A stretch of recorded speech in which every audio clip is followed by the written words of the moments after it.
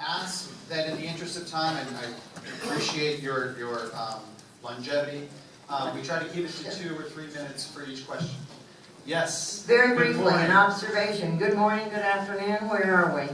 I've heard a lot of hypotheticals. I've heard a lot of acknowledgement that there are problems. I have not heard one single person talk about who are our commuters. We are a government center in this city. We have the courthouse, we have the county administration, we have some major major employers. Who's done a profile on who these people are? Where are they? It seems to me like it'd be really quite easy. They probably make up the bulk of our commuters. The same goes for, we have a lot of commuters going to the island. I don't hear anything about that either. What we need to know is, who are they? Where are they coming from? We talk about the training, but they may be coming from the west. It's real easy to miss the target when you don't know where it is. What are their habits? What are their ages? What are their patterns for commuting? How much is a car needed to and from downtown? Are they dropping children off at school? Are they picking up children from daycare that they pay a high fee for after 5:30 or 6 o'clock? We don't know what's going on here. So how can we design transit that doesn't take into consideration who our users are? Maybe they live so far out west that they don't want to do all their errands on the way home. They go to the bank, they go to the dry cleaner, they go to Costco, they go to the grocery store, to and from. If they get all the way where they're going, they don't want to come back. And it's another trip on the road. So those are they may be going to college after work, trying to get another degree. They may be going to Palm State. And where are they coming from? They're coming from Port St. Lucie. They're coming from Lake Worth. They're coming from Lantana. They're coming from where they can find an affordable place to live. Whether they are a executive secretary, or they are a clerk, or they are a parking garage attendant, they're coming from somewhere here. We can't ever, in my opinion, address this until all of your agencies start looking at something that seems to me would be very, very easy to address before we launch into, here are all the quick fixes and easy solutions. Thank you.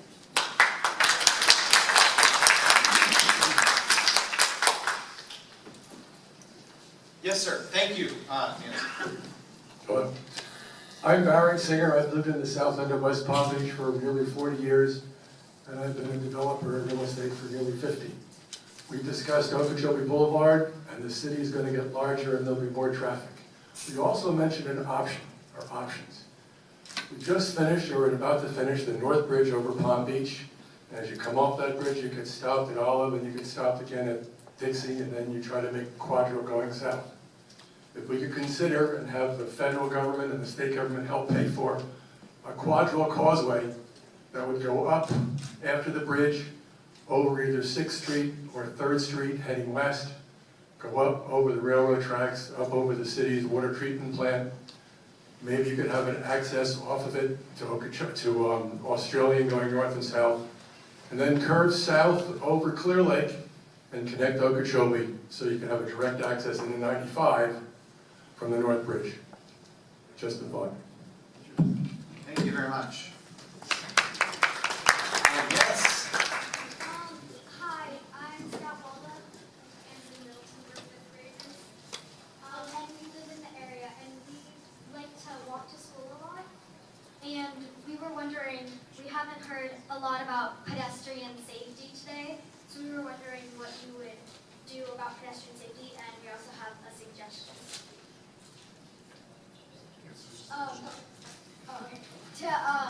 We've noticed that a couple of the crossing signs, for when you cross the street, they don't have the numbers.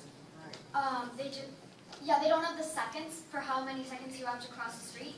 So we think if we had that, it would be a little bit safer, and we would know how much time we had. That's a great idea. Those make a big difference.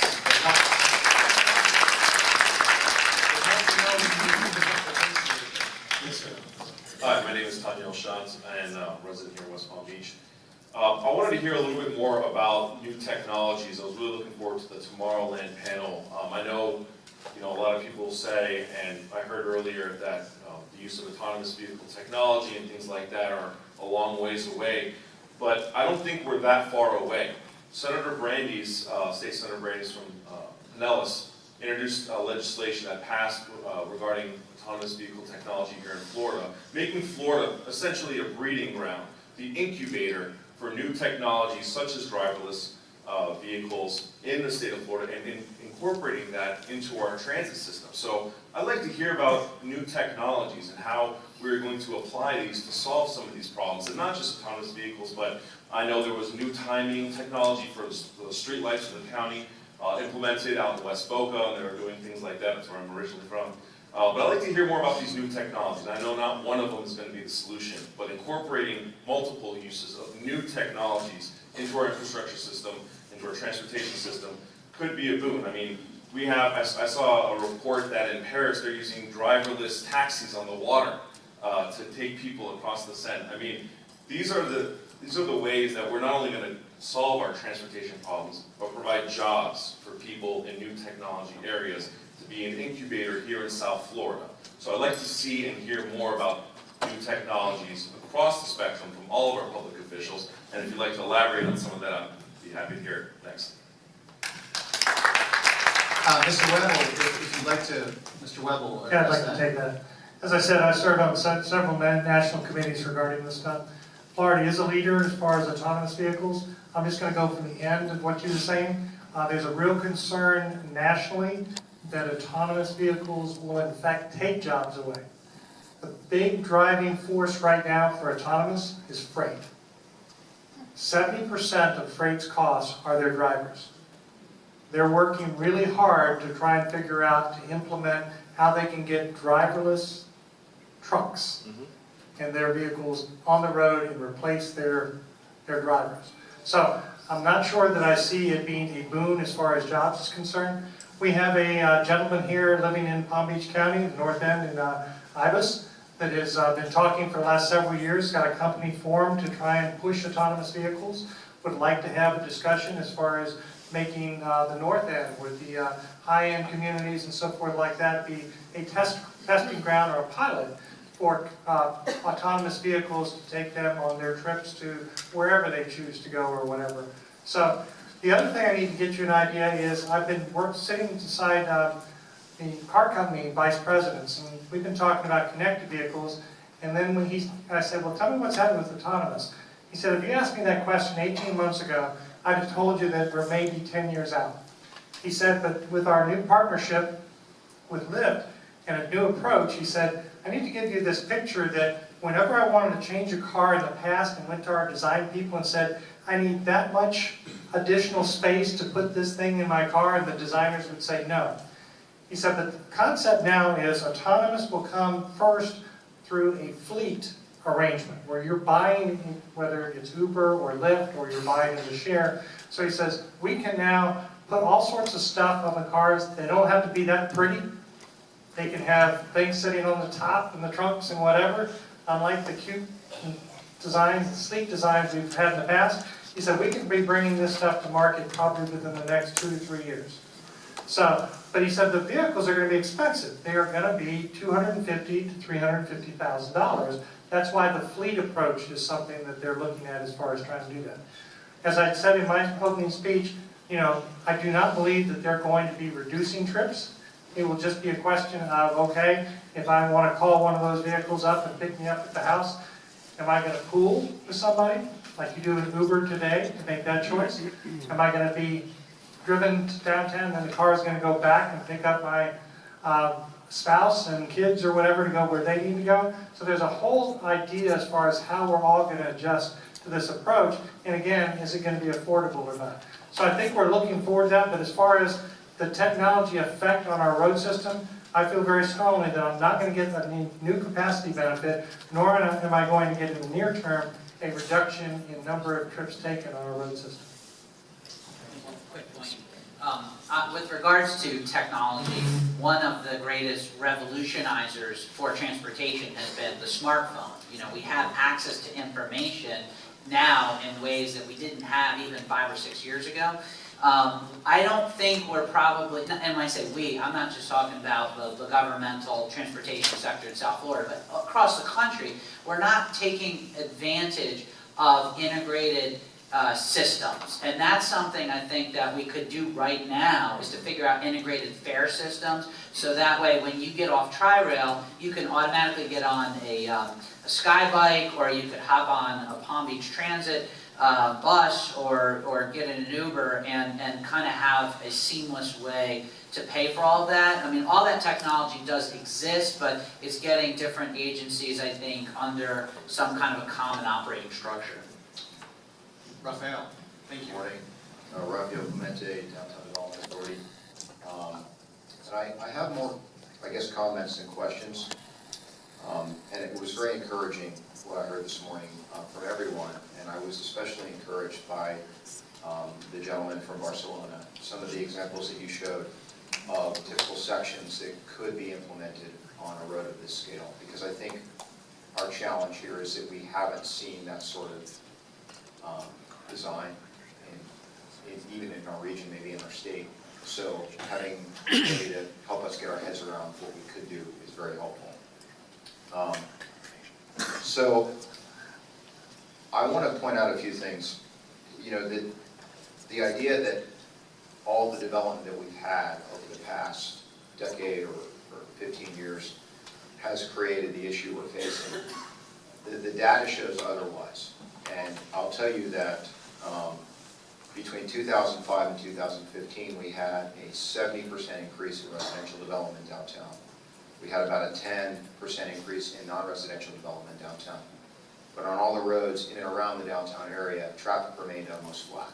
We saw a big spike on Okeechobee Boulevard in 2014 when that North Bridge went out of operation. Maybe it was before that. So almost flat traffic with all the growth that we had downtown. Will growth bring additional trips? Yes, it will. But the phenomenon that we have seen in downtown West Palm Beach, something that we've measured and that others have measured, 30% of the trips in the downtown area are non-vehicle trips. 30% already. The challenge is that we don't count them. Palm Beach County does not count anything but single occupant vehicle cars and maybe freight. So we can't quantify it, we can't plan for it, we can't design for it if we don't know who's doing it. The fact is that, at least in the urban area, we have a lot of people already out of their vehicles. We have to acknowledge the fact, and it's been acknowledged today, traffic isn't going down. But do we want to build bigger roads, or do we want to build a better system? Right now, regionally, we have a system outside of the urban core and the other urban cores that has been designed and keeps being designed as almost a single occupant vehicle exclusive system. We have to think regionally. This isn't a downtown problem. This is a regional problem.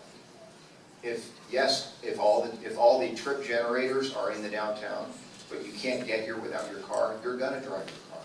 We have to build a regional system. That's an absolute necessity.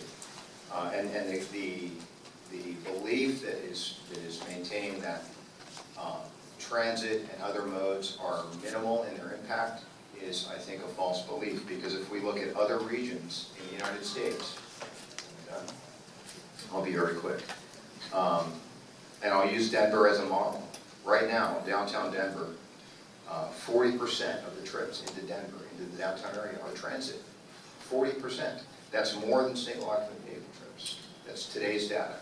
We have to think about this as a regional solution, not as a Okeechobee Boulevard solution. Thank you. Thank you, Raphael. Sir.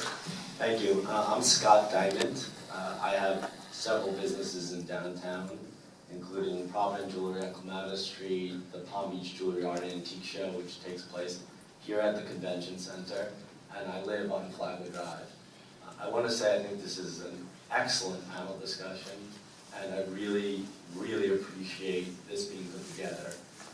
Mayor Nancy Graham is the reason why I opened my store on Clematis Street back in 1994. And what you did then, redoing the cityscape of Clematis and all the rest of the planning, is what brought many, many businesses that are created here in the city. I'm very excited about the future of downtown, of Brightline, about what's happening in our city and how vibrant it has become. I was there when you could lay in the middle of Clementa Street and not get run over in the middle of the day, and now we have an unbelievable city. And I would challenge everyone here, and everyone's time is super valuable, and everyone being here is fantastic, to come up with solutions, out-of-the-box solutions. Maybe there are public-private partnerships to the issue of Okeechobee Boulevard, such as a bridge that went over with a billboard on it that then could finance the entire project, if that's what we wanted for downtown. But bringing everyone together for a solution that meets all of our needs and helps the city to continue to grow. And it is the most exciting city. I'll be here the rest of my life. And I appreciate everyone who helps make it as great as it is. Thank you very much. Thank you. Thank you for the comment. I just want to comment. I think my friend here that I just can share. When we did our vision and our master plan, we went through a very long process with a lot of people, and we really had one of the most progressive master plans in the United States. And we had all these kinds of things we're talking about. We had pedestrian connectivity. We had other things. We didn't have a solution to Okeechobee. I mean, they're right. But the problem is we've lost our vision.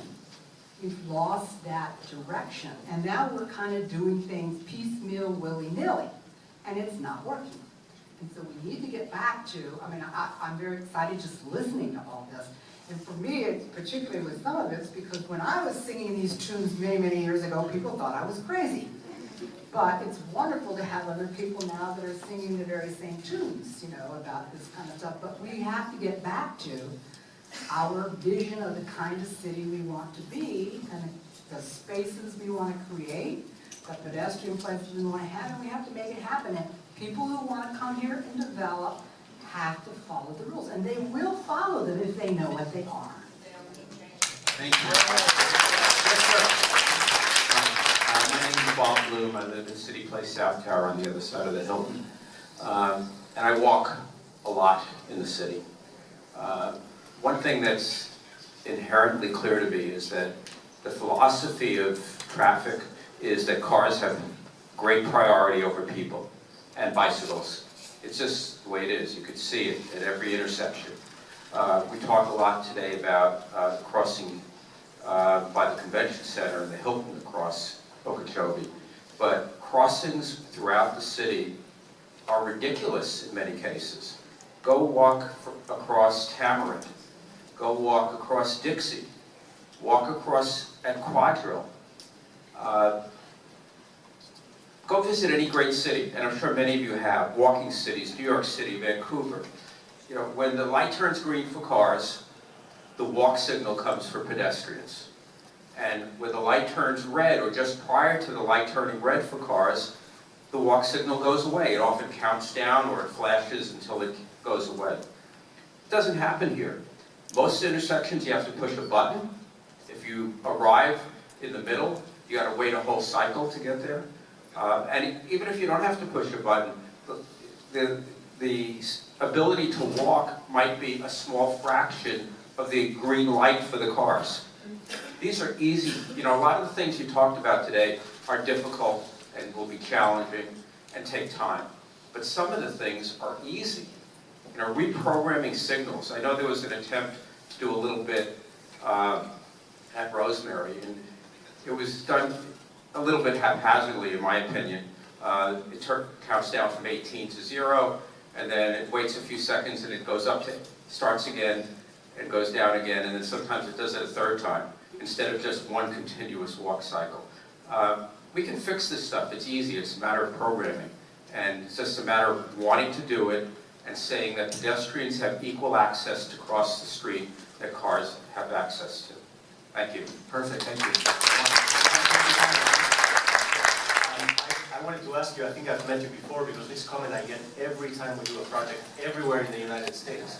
Because walkability is priority number one. And something that nobody's talked about, just a couple of things that nobody's talked about in this panel, one of them, which is, they're both major. One of them is resiliency, and the other thing is health. And we have an aging population, and all I hear, the most important thing that everybody wants to know about is the new technologies. Because everybody wants to have the new iPhone, right? But nobody cares, or everybody relegates health, and walkability is our #1 solution to our health problems. I'm a diabetic. I was diagnosed last year, and to me, walking is my medicine, right? It's 50% of my medication is walking, because that reduces my blood sugar. So if you don't look at your city as a walkable city, if all you care about is where's the next technology, when am I going to be able to sit in a car without a steering wheel, then you're going about it all wrong. Try and find that balance between cars, public transportation, and walkability, and keep incentivizing development that pays for that infrastructure, so that people move back downtown and walk downtown. If you can find a balance between all those things, then who cares about whether or not somebody's going to drive you or the car's going to drive itself? The best new technology, a new pair of Snickers. Yes, I'm just trying to kind of piggyback on that, some of the great statistics that Virginia shared with the group here, as well as the terrific work that Dave Anderson and the team here at the Convention Center do to run this wonderful facility. And it is that, these conventions, just to plug on the convention business, they are giant factories. New corporate relocations happen starting with a visit. People have to come here first and test the place, kick the tires, and see how wonderful this place is before they say, well, why do I have my business in Wisconsin and not in West Palm Beach or other parts of Palm Beach County? So these are thousands upon thousands of people, these conventions that come here, of people who would have never thought about visiting here except the meeting planner or the president of the company or somebody said, you have to go there because that's where we're going to hold the convention. So it is so important that they have a walkability experience that is positive, that when they go back they say, I walked around that entire town and it was just absolutely marvelous. And we have a challenge right now on the Okeechobee Port. thank you very much. Yes, ma'am. Yes, I'm Gail Galley. I live on Flagler and love living there on the waterfront. I don't particularly, first of all, thank you, Juan, in particular, for your creativity and brilliance in a fabulous phenomenon of what the possibilities could be for West Palm, which I love West Palm very much. It's a fabulous place to live. However, I do personally feel that we have an excessive number of events, shall we call them, on Flagler, on the waterfront, that do not necessarily need to be on the waterfront. And that Flagler mess causes a lot of the impact to Okeechobee. I live at Trump Plaza, and very rarely can I go into Trump Plaza where I live in a normal traffic pattern because there's one event or another. There are other areas. There's this vast area west of the waterfront. Sure, the boat show has to be there, absolutely. You gotta float your boat. But out west, there's lots of land that could be used and direct some more of the traffic out there and diversify and not put every single thing right in the face of Flagler. I think that's a mistake. It's right by the bridge, so it impacts all of it. Just a thought, but it's been a fabulous forum and very informative. Thank you very much. Yes, ma'am, thank you for your... Oh, I'm sorry. I'd like to ask Mr. Webb to talk about you talk about utilizing, automatically outlining some of our issues to address traffic. We've got a tremendous signalization program that we've implemented, and we're focusing on a lot of these special events, knowing when they are and how we can better move traffic. You want to talk about how we've improved that particular area? I think you heard a brief mention. We do have a central traffic management center located in the Vista Center out at Jog and Okeechobee, which controls 700 of our 1,000 traffic signals that we're responsible for. We're connected with those signals by fiber optic cable. We can monitor what's happening at those signals when preemptions are happening downtown. We can send out signals changing timing plans when certain things happen on roadways, whether they're accidents or whatever. You know, an incident on I-95 at Palm Beach Lakes Boulevard will require us to change timing at I-95 at Okeechobee. So we do have all of that flexibility. But we also, like I said earlier, we also have the most sophisticated system that's out there today as far as being able to respond to changes, what's happening out here. I know we worked probably within the last year and a half with the convention center to deal with special timing plans when things happen at the convention center. There are regular large breakfasts and lunches here where we have 500 to 1,000 cars trying to leave all at one time. Before, they were backed up on site. Now we give them priority as far as trying to clear the intersection out here at Rosemary again, which has been a focus of our attention. So we do have that knowledge, we have that capability, and we've tried to implement it where it's appropriate and trying to balance out who are we favoring and for what period of time. Thank you. I would like to just recognize Senator Powell. Thank you for being here this afternoon, this morning. Yes, sir. Your comment or question, please. Yeah, my name's Scott Lewis. I'm a native and born in Good Sam 60 years ago. I also have a service business, which service businesses are not going to be able to get out of their vehicles. We've got to get our people to where they got to go. And definitely the traffic causes a cost to our clients in every service business. They're passing it on to their clients. I also was part of the conference last week, and part of that crowd that Virginia took a picture of. I can't believe, I mean, I was in a class for 3 days. I polled the people there. There were 30 people in class, 29, they were all from Florida. The biggest complaint was, the biggest positive was how great this area is. The biggest complaint was the traffic. I also was, I can't believe, this is something that's made walkers dumb and drivers dumb. And it surprises me nobody's been hit and killed here already. I do think that something has got to happen real fast. If you're really as serious as Virginia said, that you don't want someone dying out here, that's got to be a high priority, getting over to City Place, because that's an accident that might happen today that could kill it. Also, I liked hearing some of the overview. I was on the Expressway Authority 30 years ago, and I know that we had engineers look at building a bridge over Parker, at this big log jam here at the end. They couldn't do it because Australian restricted it.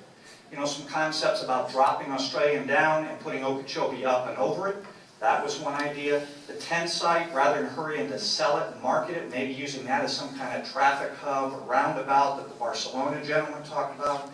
Going up Railroad Avenue to the Palm Beach Lakes Bridge that's getting rebuilt under the money we passed. That could be a possible outlet.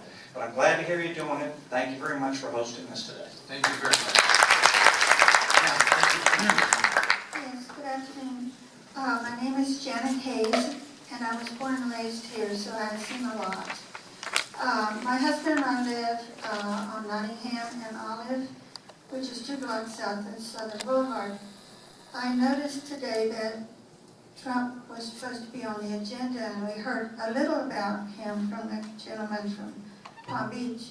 But nobody's talked about the impact he has on Southern Boulevard from the airport to Palm Beach. Every single solitary road that goes north and south is stopped, and the traffic goes for blocks and blocks and blocks. If you have an appointment at that point in time, you can forget it. My question is, when is he going to use his helipad that I thought was already ready, so I can get out of my house? Virginia, would you like to answer that question?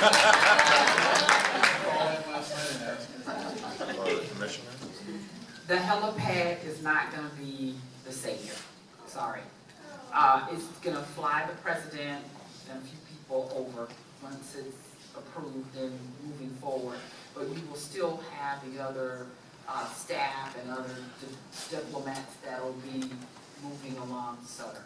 But we worked with the Sheriff's Office and Secret Service on trying to minimize the amount of time that those roads are shut, and hopefully get the information out to our residents in a timely manner so that they can alter their travel during that period of time.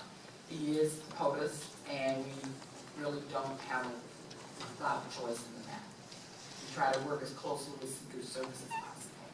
Thank you, I appreciate I that. understand, thank you, but if you have an appointment 6 weeks out, Yes, you ma'am. have no idea when this man's coming to town, and you can't call up and say, by the way, I'm gonna be an hour late, they'll charge you anyway. I hear you and feel you.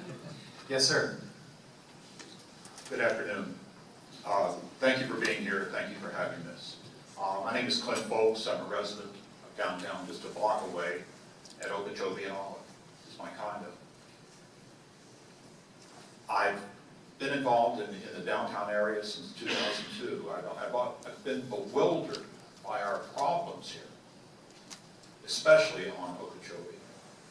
And I have yet to find anything that really encouraged me, anything that was big enough to create a solution, because there are so many competing priorities. Everybody's in charge of their own piece. And there's all these pieces. What the hell are we going to do? A light came on today. A light, because I think I see a way for this to work out. And I want to challenge 2 ladies in the room. The first lady is Shannon. The second lady is Verdina. You 2 ladies have the power and the authority to get the Metropolitan Planning Organization determined to do this, and the Treasure Coast Planning Council to do this, to bring the people together, lock them in a room, take them to Europe. I don't care. We're paying all these taxes. Why not? It makes a world of sense. And these organizations could be big enough to do this. So please, please do this. Thank you. Thank you very much. Hi, my name is Lynn Irie, and I live in the downtown area. And number one, there's a huge group of us that we want to save our waterfront. The waterfront for us, everybody in West Palm Beach, all the visitors from all over the states, the world, they love our waterfront. There is that huge building that they're talking about building, spot zoning at the foot of the bridge where people drive from Palm Beach to West Palm Beach. It's a 5-story limit, and the developer wants to do a 25-story building. And I love what you said. Thank you for being here, our former mayor. Come and develop, but follow the rules. Please, if you have any pull, anybody, don't allow the downtown master plan to be changed. Twice, 2 referendums, voters voted in favor of keeping the downtown east of Olive in that area with a 5-story limit. Please don't let a precedence be set. Everyone that enjoys the waterfront, we want to still have access to it, unlike other places in the United States. I walked over here today, and literally, you can't walk on Lakeview, Okeechobee, or anything to get here. I have to take back roads. The traffic barreling around those roads is horrendous. The traffic studies that we've been hearing about as we attend all these things, they're not accurate. We, the citizens in the downtown area, are the first arrivals to try to help out injured pedestrians and injured people in cars. We see a dog run over when a person is crossing right when he's supposed to cross, and his dog is run over right in front of us, and he is laying on the sidewalk sobbing. I mean, people, this is not in our traffic studies. These traffic studies are not accurate reflections of what we're hearing, and it's just not accurate. And also, it's really too dangerous to walk or ride a bike on these roads. Personally, I don't blame the bikers on the sidewalks because it's too dangerous to even go on the roads or even walk on a sidewalk. I'm concerned about the citizens in Palm Beach evacuation route. How do they get out, or how do they get across that bridge in an emergency, or how does the rescue personnel, if more development goes up right at the foot of that bridge and right near the foot of that bridge, which is against the code that we all expected, the code when we purchased property to be here to please remain there. We don't want to see buildings go all across the waterfront. So I'm just asking whoever can help with this, and a plea for the citizens, the walkers. I will never ride a bike here because it's too dangerous, even with a helmet on. So I don't know what the solution is. That was a good idea what Clint folks said about gathering everybody together.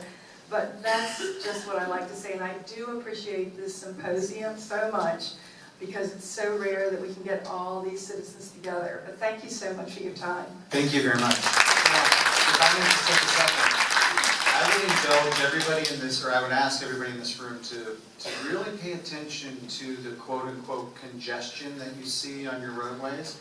Because if a car is traveling so fast that it's blowing your hair from the side of your face, that's not congestion. The conduct of the motorist changes at different times of the day. So when you're walking across with a baby stroller and you see the cars coming at you from over the hill and they're moving 45, 50 miles an hour, that's not congestion. Okay, so just think about that because the cars aren't always in gridlock. In fact, the majority of the day they're moving pretty quickly, or at least parts of the day. Yes, ma'am, please. Thank you, Cheryl. Hi, everybody. My name is Cheryl Muriente, and I work with street plans. I just want to share a little bit about how I commute here. I actually live in Lake Clark Shores, but have moved my parents to West Palm Beach, moved all my friends to West Palm Beach. I'm a big promoter of this city. I love this city, and at some point I'll move here. I do have like satellite office here, even though my job is in Coral Gables. But I don't travel by car. I travel by foot, by bicycle, by train, by bus, by trolley, by shared bike, Uber, Lyft, whatever needs to happen for me to get somewhere, especially if it's during my routine days. Today's an off routine day. I had to borrow a car to come here, or else I won't be able to go from here to my next meeting. So that last mile is extremely important. And I'm glad that you guys came together to talk about this here today and talk about what to do with Okeechobee. But I think what's important is to keep in mind that Okeechobee should, I guess in my mind I don't have a solution for it, but think that cars and people and bikes should not be separated in that specific area between Australian and the bridge. Because there's so much going on that sort of a stitching should happen between the north and the south with many modes happening through there. I'm very curious, and I only have like 2 nerdy questions to ask since you guys are already here. The crosswalks, usually when we work in different cities, I'm not sure how many feet of the crosswalk area is actual jurisdiction of FDOT versus county versus city. Many times there's a 100 to 200 feet buffer zone, so I'm curious about that. Who owns the median as well? And going back to some of the examples you brought from Spain, which I thought were great, maybe it's revisiting that median as a Ramblas de las Flores, or something that treats people at an equal way for cars not to just zoom by there as a highway, which is what my biggest concern is when I cross that place. Thank you. Thank you very much. Okay, thank you. We've got time for these last 2 questions. Did anybody have an answer for Cheryl about who owns the median? George, who owns the median? Median's owned by DOT. Crosswalks are part of the signal. We require the timing to allow pedestrians to cross safely. Okay, so turning radius standards, that's DOT, right? DOT. Okay, very good. Last 2 questions, please, or last 3 questions, and then we need to, we've actually exceeded our time here, I think, at the convention center. They're giving us a break, so. Yes, sir. Who's on first, what's on second, never knows on third. But thank you all for being here. The most significant slide that I saw today was that percentage that I think Juan put up about grass road, pedestrian, or cars, or however it was. Juan, your favorite street in Barcelona, and the Champs-Élysées in Paris, am I correct to assume that those streets, as they are a lot easier to cross than our Okeechobee is currently? Because I agree with Raphael, we're not going to make traffic go away, we're trying to manage it, I would think would be a better way of saying it. And one of the ways of managing Okeechobee is to allow some of the people to get across there, because that's very important to what everybody else has said up here, as well as the health thing. Am I correct in thinking that Champs-Élysées and the street in Barcelona is a lot easier to cross pedestrian-wise? It's a very difficult question. Absolutely. But the one thing that you have to consider is that, you know, the percentages that you're looking at, yes, they reflect the preferred mode of transportation. Things are changing, so what we're seeing a lot of, as I said, FDOT is one of the best DOT departments in the country. They're at the forefront, and in fact they've just adopted complete streets. So you can hold them to it. You can hold them to it because they have a mandate to transform, especially urban streets, into complete streets. And bear in mind that they are in the business of transportation of people at the end of the day. So how many people do you transport up and down the Champs-Élysées? It's really a factor of what percentage of right-of-way do you devote to them. You can fit a lot more people without cars through the 40% sidewalk that they have than what you would here at 7%. So you're moving more people in Champs-Élysées, for sure, and you're able to cross that. Thank you, Juan. Yes, ma'am. My name's Lila Young. I live in the South End for many years now and have owned 2 historic homes there with my husband. My husband worked downtown for years. We love the city very dearly. The one thing I would ask you to consider, because I think Okeechobee is very paramount in what you declare decisions on, but I also think if you could just take a real hard, good look at condensing the South Dixie corridor. You're affecting a lot of neighborhoods, you're affecting a lot of businesses, historic districts, and to take lanes away when we have a meeting this evening about whether the developer is going to decide or not decide whether he's going to put in 300 condos at Albemarle. I have to agree with the town of Palm Beach. It's of major concern, and not just to West Palm and to the historic districts, but for the other people that live on the other side of Dixie Highway. We know you can't add a lot of lanes places, we're not asking that, but to take them away, it just seems, I think you can be in tune with the walkability and the biking and still maybe take the sidewalks over further, do some things, but don't take away the traffic lanes without really addressing it, because you're really going to harbor, I really do feel, the neighborhoods that have brought this city to what it is. Thank you very much. George Webb really wants me to address that. Let me just say this, as one of the, as the project manager of that, I would only suggest, because I don't want to detract ourselves away to that, because we can talk about that forever, but whatever you do has to be based in fact and data. It cannot be based in anecdote and feeling. Anecdote and feeling are very important, but as I just said a few minutes ago, watch the cars and see how they travel. Watch when they're actually there and when they're not, okay? Watch when the bus goes down the street. Watch when the bus goes down the street. So become keen observers, but base your ultimate support or not support also in fact and analysis too. Yes, sir, final question. Hi, my name is David Kagan. One note before you answer. I picked those 2 examples because they have more lanes than yours, by the way. So they're more humane and they have more lanes. Okay. Thank you. Hi, my name is David Kagan. I live on the South Flagler. There was no mention made of moving the FEC freight trains further west. There was some conversation.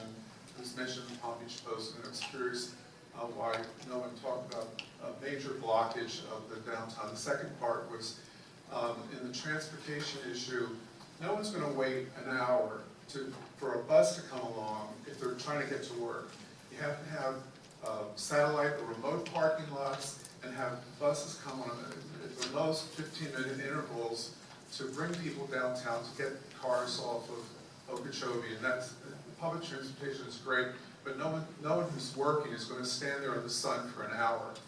The third thing was, a gentleman mentioned it, but I had also was proposing, originally Okeechobee did not cross Clear Lake, but to take cars to relieve congestion, if you took something like Banyan and took it across Clear Lake and joined Okeechobee further west at 95, or west of 95 rather, it would take some of that congestion out of the main artery. And I just was wondering why there were no comments made. Michael, can you address the pay study? Yeah. Thank you very much. What you're talking about is US 27, Highway 27, and turning that into, this is not a new idea by any means, but for some reason people lost interest in it. I think now with all the congestion, even FEC came to our first meeting where we're talking about sort of reviving this idea of taking US 27 out of the Port of Miami, running it up to South Bay, and then our preference is both sides of the lake to Orlando, because if you don't get to Orlando, you don't win. With freight, double track for freight, possible passengers, and improving the highway transportation too for the trucks, because a lot of times, the reason this is coming to a head, the ports are having difficulty, the truckers are having difficulty getting through Palm Beach, Broward, and Miami-Dade. They can't make a turnaround trip in one day. That's how bad the traffic is. So we're trying to find a way, looking 50 years out, what in fact does the future of Florida look like? And our numbers suggest that if in fact you can divert some of the freight up 27 through a new rail corridor, actually a new central rail corridor, you could get an awful lot of the freight traffic off the coastal route, open it up more for passengers and out of the downtowns. I get it. So that is a long-term solution, but we're just trying to relight the fuse under that idea. We are having a second meeting down at the South Florida Regional Planning Council. I want to say June, when is it, Tom? The 13th? The 12th or the 13th, I can't remember, but there's several more of those. There's other regional planning councils also involved, East Central and Central in the Orlando area. So this is a huge regional idea that, it's a big move. So that's what we're trying to relight that idea. Michael, you also need to know that there is an issue as far as dollars associated with that. We've heard costs starting at $1 billion and going up as far as trying to do that. So it's a little bit costly, and who's going to come up with the money? I would argue I don't think money's the problem. So what will be the problem? If there wasn't a public-private partnership, DOT's not going to move. There has to be a private sector partnership. And if the new administration ever comes around with $1 trillion worth of infrastructure improvements, we've had a few congressmen show up and they said, hey, this could be a great project for that. So, but I don't think money's going to be the problem.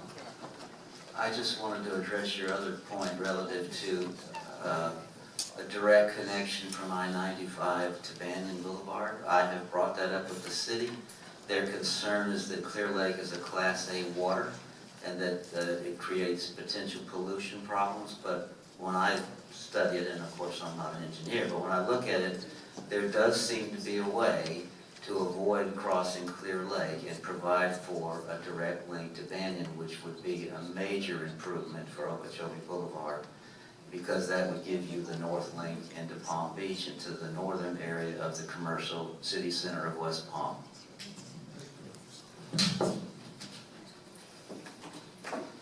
I just want to thank the people who are still left in the audience for taking so much of your time out today.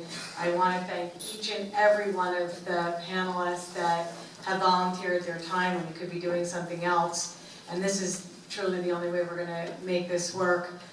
Dana, you are totally my hero and a rock star. I'm going to